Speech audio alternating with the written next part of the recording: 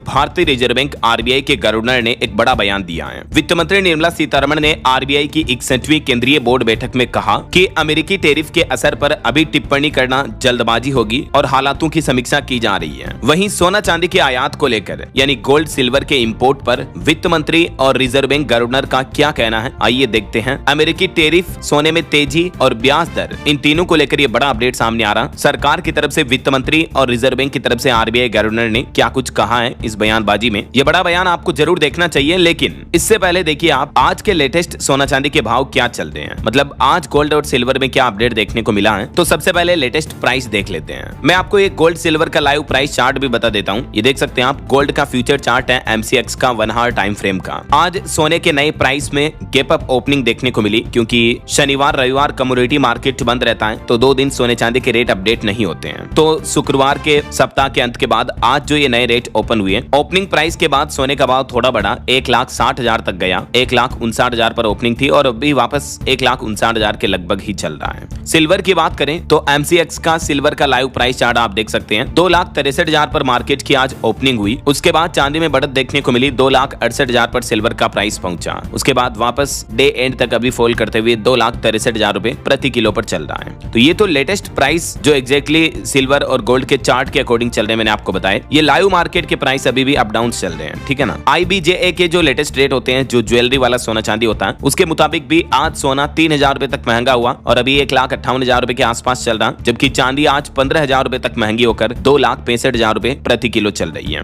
क्योंकि previous day market closing के दौरान सिल्वर का प्राइस था 2,53,000 रुपए के लगभग ही, तो आज 2,68,000 तक पहुंचा। 15,000 रुपए की लगभग बढ़ोतरी आज देखने को मिली है। बाकी अलग अलग कैरेट के हिसाब से गोल्ड का प्राइस क्या चल रहा है आप देख सकते हैं। 14 कैरेट सोने का भाव 92,680 रुपए प्रति 10 ग्राम। 18 कैरेट गोल्ड का प्राइस 1,18,821 रुपए प्रति 10 ग्राम। 22 कैरेट सोने का प्राइस 1,45,120 रुपए प्रति 10 ग्राम और 24 कैरेट गोल्ड का प्राइस 1,58,428 रुपए प्रति 10 ग्राम चल रहा है। प्रीवियस सप्ताह की अगर बात करें तो पिछले सप्ताह भी सोने चांदी में बढ़त देखने को मिली थी। सोना लगभग 2300 रुपए बढ़ा था प्रीवियस वीक में और चांदी लगभग 8,000 रुपए तक महंगी हुई थी। वैसे तो सोने चांदी की कीमतें एक बार आसमान पर पहुंचकर धड़ाम से गिरी और उसके बाद अब थोड़ी बहुत ऊपर नीचे बढ़त घटत में डेली हमें देखने को मिल रही है। वैसे आज मार्केट में भी ज्यादा उतार चढ़ाव देखने को नहीं मिला। भारतीय शेयर बाजार में सेंसेक्स 350 अंक चढ़कर 83,150 पर पहुंचा। निफ्टी में भी मात्र 90 अंकों की तेजी देखने को मिली। बैंकिंग शेयरों में ज्यादा खरीदारी देखने को रही आज। और आज सुबह मैंने आपको एक खबर बताई थी, कल ही मीडिया रिपोर्ट्स आई थी कि आईडीएफसी फर्स्ट बैंक में एक बड़ा गड़बड़ घोटाला हुआ है, तो उसके बाद बैंक का शेयर भारी गिरा। आईडीएफसी फर्स्ट बैंक के शेयर में एक ही दिन में 20% तक की गिरावट देखने को मिली और अभी मात्र 67 रुपए पर आ गया है। 590 करोड़ रुपए के फ्रॉड का खुलासा हुआ है। आईडीएफसी फर्स्ट बैंक की ये चंडीगढ़ ब्रांच के अंतर्गत लगभग 600 करोड़ रुपए के घोटाले के सामने आने के बाद स्टॉक्स में भारी गिरावट देखने को मिली है। बताया जा रहा कि यह फ्रॉड हरियाणा सरकार से जुड़ी संस्थाओं के बैंक खातों में अनाधिकृत ट्रांजैक्शन के जरिए किया गया है। इस मामले में अभी तक 4 बैंक कर्मचारियों को सस्पेंड कर दिया है। खाता बंद करने की रिक्वेस्ट के बाद ये पूरा मामला सामने आया था। ये देख सकते हैं आप फ्रॉड का पूरा मामला क्या था। इसके अलावा अभी आपको पता होगा, अमेरिका की सुप्रीम कोर्ट ने भी दुनिया भर के देशों पर टैरिफ कम करने का आदेश दिया था डोनाल्ड ट्रंप को।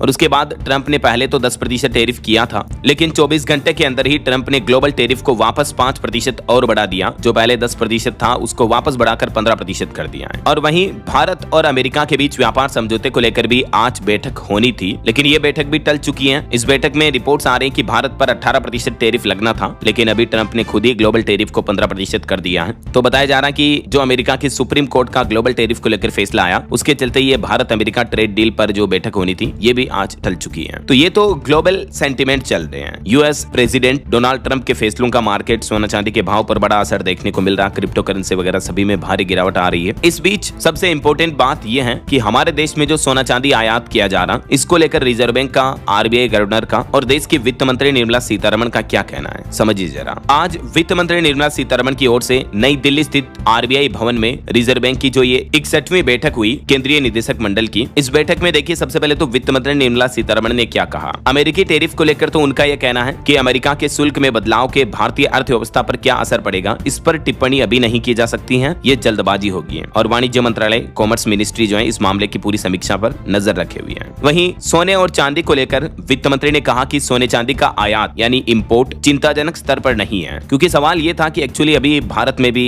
रिजर्व बैंक भारी मात्रा में सोना चांदी खरीद रहा, दुनिया भर के ग्लोबल रिजर्व बैंक भी सोना चांदी खरीद रहे हैं। ऐसे में अगर ग्लोबल मार्केट में सोना चांदी की कीमतों में भारी गिरावट आती है तो इससे भारत को बड़ा नुकसान हो सकता है, राइट। पेमेंट। तो इसी मामले को लेकर जब इनसे सवाल किया गया तो वित्त मंत्री ने कहा कि ये आयात इंपोर्ट जो चिंताजनक स्तर पर नहीं है, आरबीआई इस पर भी नजर रख रहा है। वित्त मंत्री निर्मला सीतारमण ने यह भी कहा कि सोने की कीमतों में उछाल जो आ रहा है, इसके पीछे कारण है वैश्विक स्तर पर यानी दुनिया भर के ग्लोबल केंद्रीय बैंक जो है रिजर्व बैंक, वो भारी मात्रा में सोने की खरीदारी कर रहे हैं। तो इस वजह से सोने की कीमतें इतनी महंगी हुई थी। अभी जो सोने के रेट स्टेबल चल रहे हैं तो कहीं ना कहीं रिजर्व बैंक, ग्लोबल केंद्रीय बैंकों ने खरीदारी थोड़ी कम की है और दुनिया भर में जो ग्लोबल सेंटिमेंट है वो भी अब थोड़ा कूल डाउन हो रहा है। यूएस टैरिफ वगैरह भी कम हुए हैं। अब इस मुद्दे पर आरबीआई गवर्नर संजीव मल्होत्रा ने क्या कहा, तो रिजर्व बैंक के गवर्नर बोले कि ब्याज दर का निर्णय वृद्धि और महंगाई की बदलती परिस्थितियों पर निर्भर करेगा। मतलब आरबीआई रेपो रेट को भविष्य में घटाता है बढ़ाता है, ये महंगाई वगैरह देख करके तय किया जाएगा। और आरबीआई गवर्नर ने भी सोने के आयात को लेकर कहा कि कोई खास चिंता नहीं है क्योंकि बाहरी क्षेत्र मजबूत है और चालू खाता घाटा भी नियंत्रण में है। तो जो भारत के सरकार और भारत के रिजर्व बैंक के जो स्टेटमेंट है या यूं कहिए कि सोने की खरीद को लेकर जो सेंटीमेंट है वो अभी न्यूट्रल है। ऐसा नहीं कि